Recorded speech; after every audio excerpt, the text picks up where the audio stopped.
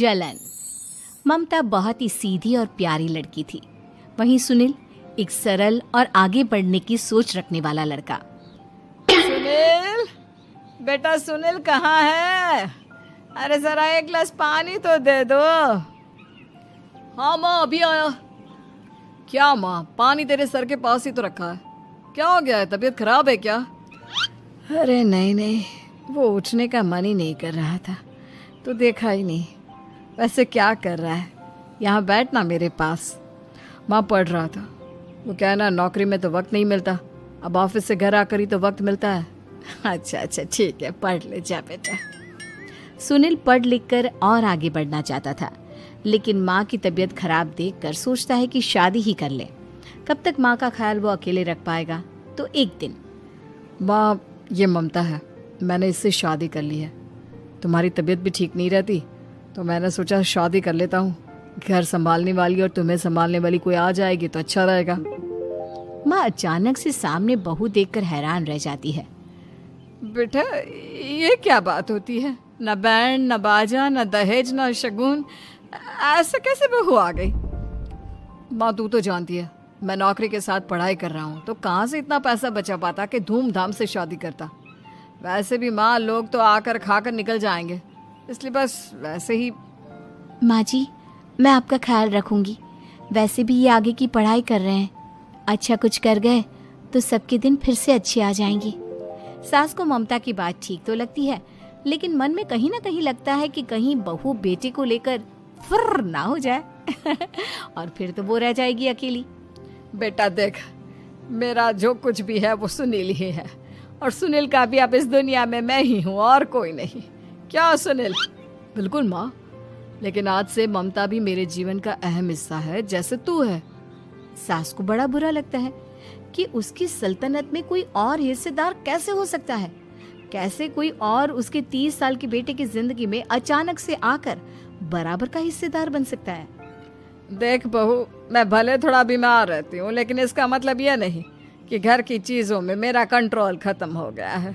मैं आज भी इस घर की रानी हूँ, समझी? बेटा सोचता है कि ये माँ को अचानक से क्या हो गया। कल तक जो माँ कहती थी कि जिंदगी का कोई भरोसा नहीं, वो अचानक से जंग के मैदान की झांसी की रानी कैसे बन गई?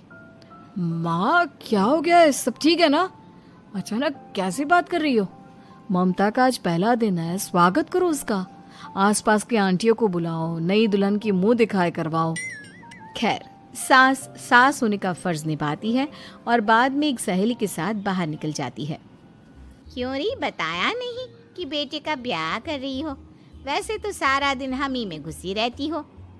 अरे मुझे भी तो अभी पता चला, यूं अचानक सर पर लेकर आ गया।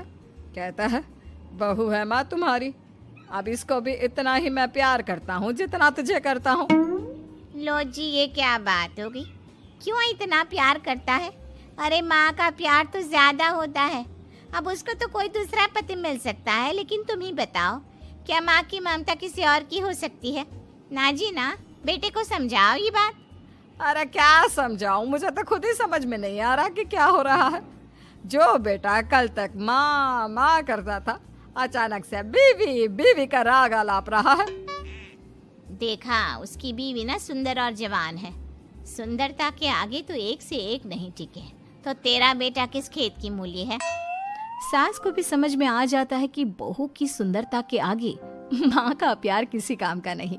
उधर बीवी, ए जी, अम्मा जी सहेलियों को छोड़ने गई थी, अभी तक आई नहीं, हम देख आए क्या?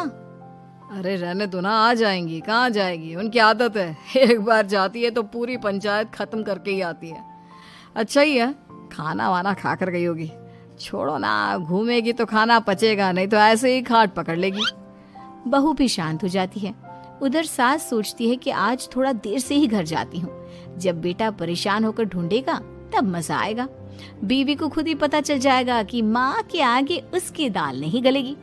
लेकिन वहीं दूसरी ओर घर पर, ए जी, माँ जी अभी भी नहीं आई, हमको तो घबराहट हो रही है कि क्या करें, जाकर पता करें किसी के घर। अच्छा, कहाँ जाओगी ये भी बता दो। पहला दिन है तुम्हारा इस घर में और एक ही दिन में मोहल्ला छानोगी क्या? हाँ, तो आप भी तो नहीं जा रहे हैं ना, हमको फिक्र हो रही है। अरे यार, ये रोज का है अम्मा का, खाओ और सो जाओ। बस फिर क्या था। बेटा बहू खाना खाते हैं और कमरे में सोने चले जाते हैं। उधर जब सास को कोई देखने नहीं आता तो वो हार कर घर आ जाती है, जहाँ वो देखती है कि सारे घर की लाइट्स बंद है। सास को गुस्सा आता है। बहू, ममता बहू कहाँ हो? लेकिन सारे दिन की थकी बहू को ऐसी नींद आती है जैसे किसी ने भांग की गोली खिला दी हो। वो तो नहीं उठती। उठकर आ जाता है बेटा। क्या बात है अम्मा, काहे चिल्ला रही हो? अरे सो जाओ ना, सुबह की थकी है बहू, वो सो रही है। जोर से बोलोगी तो नींद खुल जाएगी उसकी। माँ को गुस्सा आ जाता है। फिलहाल तो सो जाती है, लेकिन मन ही मन ढेर सारा जहर बहू के लिए भरा होता है। सुबह बहू चाय बना रही होती है कि सास धीरे से गैस तेज कर देती है, जिससे चाय का बर्तन जल जाता है। और जैसे ही बहू चाय का बर्तन उठाती है उसका हाथ जल जाता है। मेरा हाथ जल गया। वो जोर जोर से चिल्लाकर इधर उधर भागती है कि सास थोड़ी देर में उसके हाथ में पानी डाल देती है। हाय रे बहू, क्या कर रही हो? पहली बार रसोई छुई हो क्या? सासू माँ गलती से गैस तेज रह गई थी और बर्तन जल गया, जिससे मेरा हाथ जल गया। हाय रे, कितना गंदा दाग। छी छी छी छी, मुझे तो उल्टी आ रही है तेरा गला हुआ मांस देखकर। तू ना मुझे अभी साथ से खाना मत लगाना। बहू भी खुद का हाथ देखती है तो उसे भी रोना आ जाता है। कुछ दिनों के बाद सास की सहेली आती है। बहू चाय बनाकर लाती है। उसके जाने के बाद सहेली कहती है, बहू की सुंदरता ऐसी है कि कोई भी दीवाना हो जाए। वैसे तेरे बेटे का क्या हाल है? अरे वैसा ही है, बहू के पीछे लट्टू। क्या करूं, कुछ समझ में नहीं आ रहा। मैंने तो बहू के चेहरे पर दिवाली के पटाखे की चक्री फेंक दी, उसका पूरा चेहरा जल गया। अब देखो ना रही सुंदरता, और ना ही अब मेरा बेटा उसे पूछता है। अरे अब तो वो उसे छोड़कर दूसरी भी देखने को बोल गया है मुझे। बहू सारी बात सुन रही होती है। आंटी एक बात बताइए, क्या भरोसा है कि दूसरी सही आए और आपके अनुसार रहे? देखिए आंटी, मेरी सासू माँ को गलत बात सिखाने की जरूरत नहीं है। हमारा परिवार साथ में खुशी से रह रहा है। देख बहू, मेरी सहेली की बेइज्जती ना कर, वही अच्छा रहेगा तेरे लिए, समझी? बहू नहीं मानती है। वो बार बार उनकी सहेली को घर से निकल जाने को कहती है। तभी सास की सहेली पास के चूल्हे बहू जोर जोर से रोने लगती है। अरे ये क्या कर दिया? मैंने कहाँ किया, ये तो तूने किया। तू ही नहीं चाहती थी कि बहू बेटे के साथ रहे, भला मैं क्यों करूंगी? मैं तो चली, निपटो अब। बहू रो रही होती है, दर्द से चिल्ला रही होती है, लेकिन सास उसे डॉक्टर के पास नहीं ले जाती। तभी पति आता है। क्या हो गया ममता? ये दाग कैसे लगा? तुम कैसे जली? ममता कुछ नहीं कहती, बस दर्द से करा रही होती है। पति माँ की तरफ देखता है। हो ना हो माँ, ये पक्का आपका काम है। आप ही ममता से जला करती थी ना। देखना माँ, अब पुलिस आएगी, केस बनेगा, लेकिन पहले मैं ममता को अस्पताल लेकर जा रहा हूँ। सभी अस्पताल जाते हैं। ममता की सास से कहते हैं, आपने तो नहीं जलाया ना बहू को? अब ममता की सास के तो पसीने छूट रहे होते हैं। वो घबरा कर कहती है, ना ना डॉक्टर साहब, कैसी बात करते हैं? हम क्या जलाएंगे अपनी बहू को? डॉक्टर ममता के पति से पूछते हैं, देखिए, क्योंकि ये ससुराल में जली है तो मामला पुलिस का बनता है, तो आप पहले पुलिस को बुलाइए, तभी इलाज पूरा होगा। सास डर जाती है कि अब तो बच्ची जिंदगी जेल में ही रहना होगा। रहने दीजिए ना, पुलिस को क्यों बुलाना? सारी हंसी खत्म हो जाएगी जब पुलिस के डंडे पड़ेंगे।